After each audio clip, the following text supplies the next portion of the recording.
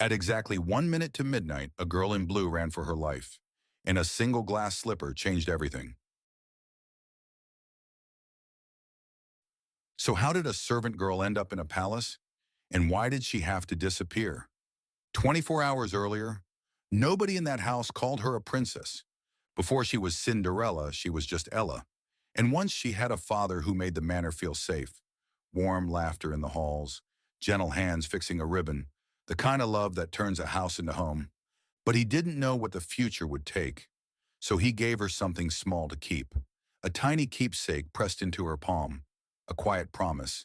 And Ella held on to it. Because now, her hand held a broom instead. Morning came, and the work began. In the attic room, Cinderella swept before anyone else stirred. Slender shoulders, tired but kind blue eyes, golden hair pinned neatly back, with one soft curl that refused to be crushed by the day. Downstairs, she wasn't alone. Two little mice, Jack, quick and bright-eyed, and Gus, round and sweet and brave, followed her like tiny shadows of hope. They didn't call her Ella anymore. They called her Cinderella, because ash and soot were where they kept her. By the hearth, she scraped cinders while laughter floated from upstairs.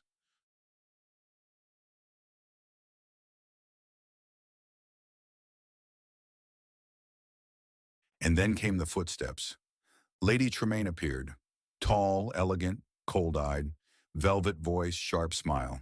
Cinderella, the house won't run itself. Cinderella straightened at once, hands clasped, posture polite. Her face held calm, but her eyes, those bright blue eyes, carried the quiet weight of a life that was never her own. And the day rolled on in a blur of scrubbing, sweeping, carrying, and stitching. Then the kingdom announced a ball.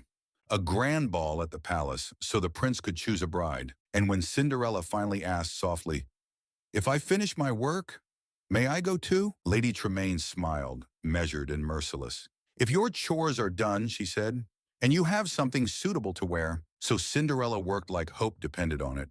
And her little friends worked with her. They stitched a simple dress, patchwork and humble, but hers.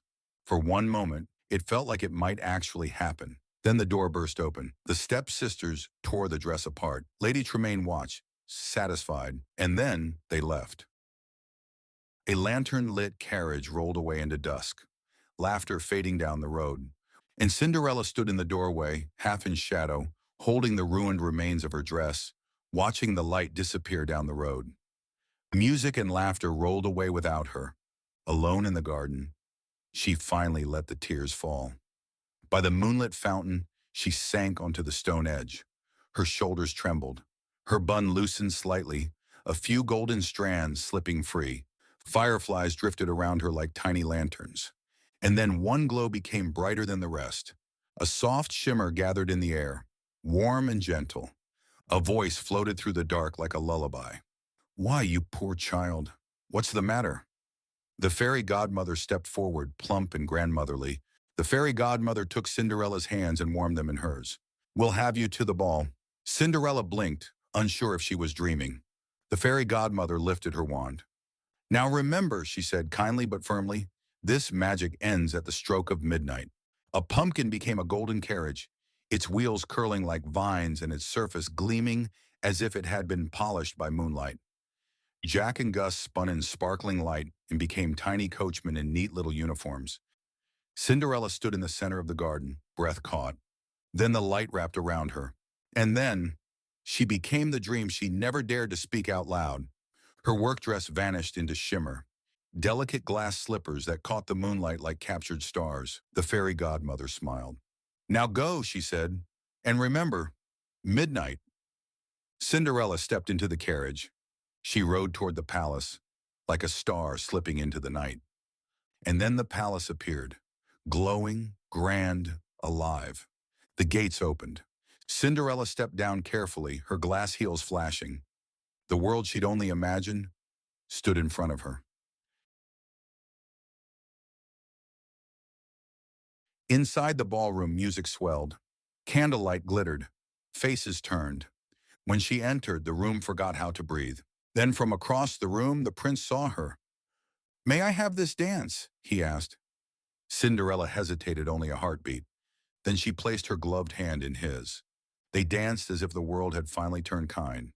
They glided across polished floors. Her skirt swirled like a wave. His hand was steady at her back, respectful and gentle. For a moment, she belonged.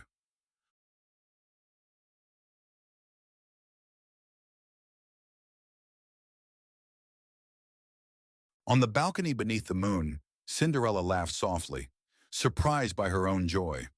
The prince watched her like he'd been searching for something he couldn't name, and suddenly found it. But time is a strict magician. A clock tower loomed over the palace. Gears turned. Hands raced.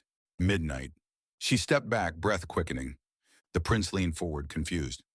Wait, what is your name? He asked, and the fear in her face became certainty. She ran, not away from love, but toward the truth. Cinderella vanished into the darkness, and one glass slipper remained, like proof that the dream was real. The prince knelt and lifted it carefully, as if it might break in his hands. He rose, and he made a promise to the kingdom and to himself. Find her. By morning the kingdom searched, and the whole village held its breath. The Grand Duke rode through the village streets on a chestnut horse. Every rumor led down the same road to one manor at the edge of town.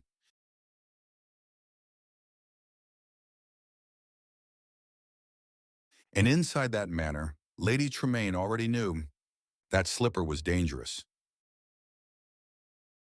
In the parlor, the stepsisters tried. Anastasia shoved her foot forward, forcing a smile while the slipper refused to fit. Drizella pushed harder, irritated, jaw clenched. The Grand Duke stayed polite. Lady Tremaine's eyes tightened. And then with cold precision, she made her move.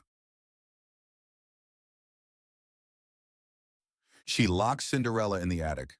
The door slammed. Cinderella pressed her hands against the wood, her breath sharp. Below, voices continued as if she didn't exist. Jack and Gus rallied the other mice like tiny heroes. They darted through shadows, carrying a key that felt heavier than courage. Lucifer stalked them, smug and silent, his paws patting like thunder in miniature. Jack slid beneath chairs and tables with quick, determined movements. Gus clutched the key with both paws, wobbling under its weight, nearly slipping, then catching himself at the last second. They pushed the key across the floor. The key clinked into Cinderella's waiting hands. Cinderella's eyes brightened. She unlocked the door, swung it open, and ran. Down the main staircase she flew, one hand lifting her skirt, the other gripping the banister. Portraits watched from the walls. Morning light poured through tall windows. Her breath was fast, her hope faster. Wait, please! Wait! She called. In the parlor, the moment was seconds away. The Grand Duke held the velvet-lined case. Inside it, the glass slipper gleamed. Cinderella stepped forward, her voice steady. I have the other one. She reached into her apron pocket and lifted a second glass slipper, whole, shining, unmistakable. The Grand Duke leaned in, relief flooding his face. Cinderella sat on the footstool by the window. The Grand Duke knelt, careful and respectful. He guided it to her foot, and it slid on perfectly. In the doorway, someone stepped into view. Prince Charming. He paused mid-step as his eyes landed on Cinderella. No gown now, no glamour. Just her, in a simple work dress and apron. Softly, he said, "It was you." Behind them, Lady Tremaine stood rigid, her perfect composure cracking only in the smallest twitch at the corner of her mouth. And then, the prince offered Cinderella his hand, not as a servant, but as the girl he'd been searching for. Cinderella rose, still in her work dress and apron, just her, steady and real. She placed her hand in his and he guided her gently toward the door. Step by step, she left that life behind. They walked through the hallway lined with portraits and tall windows. Sunlight washed over Cinderella's face, making her blue eyes sparkle, a new beginning. And so she left the ashes behind, not by bitterness, but by bravery and hope. The prince stood beside her, warm-eyed and steady. Stay kind, keep believing, and when the moment comes, step into it.